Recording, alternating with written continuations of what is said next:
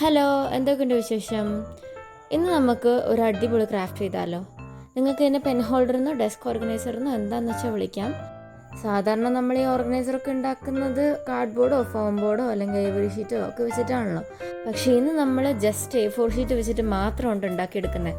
ആദ്യം തന്നെ ഒരു A4 ഷീറ്റ് എടുക്കുക, അതിനുശേഷം ഇതുപോലൊരു സ്ക്വയർ പീസ് ആക്കിയെടുത്തതിന് ശേഷം ഈ വീഡിയോയ്ക്കകത്ത് കാണിക്കുന്ന പോലെയൊക്കെ ഒന്ന് മടക്കി കൊടുക്കുക.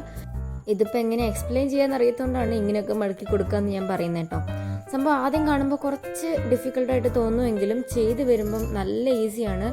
നമ്മളൊരു 1-2 പീസൊക്കെ ഉണ്ടാക്കുന്ന സമയത്ത് നല്ല കാണാപ്പാടായിട്ടുണ്ടാകും ഇതിൻ്റെ പ്രൊസീജിയേഴ്സൊക്കെ. പിന്നെ നമുക്ക് കണ്ണും പൂട്ടി ഉണ്ടാക്കാൻ പറ്റും.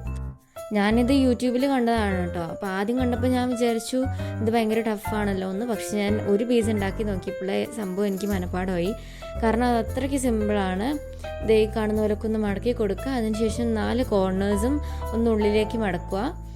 4 കോർണേഴ്സ് മടക്കിയതിന് ശേഷം നമുക്ക് അത് രണ്ടും ഒന്ന് ഉള്ളിലേക്ക് മടക്കി കൊടുത്തിട്ട് ബാക്കിൽ നിന്ന് 2 സൈഡും ഒന്ന് മടക്കി കൊടുക്കുക. ഞാനീ പറയുന്നത് മനസ്സിലാകുന്നില്ലെങ്കിൽ നിങ്ങൾ ജസ്റ്റ് ഒന്ന് നോക്കിയാൽ മതിയാവും. എനിക്ക് ഇങ്ങനെയൊക്കെ പറയാൻ അറിയത്തുള്ളൂ, അതുകൊണ്ടാണ്.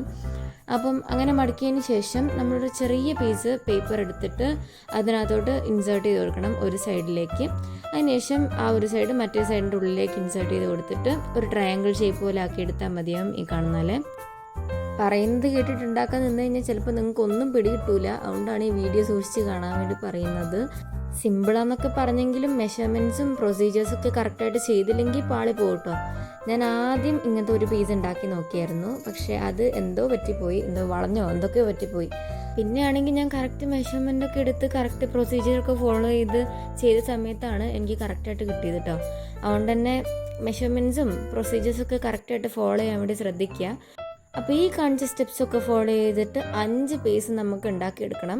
അതിനുശേഷം ഈ കാണുന്ന പോലെ വെച്ചിട്ട് ആ 5 പീസും ഒന്ന് ഒട്ടിച്ച് എടുക്കുക.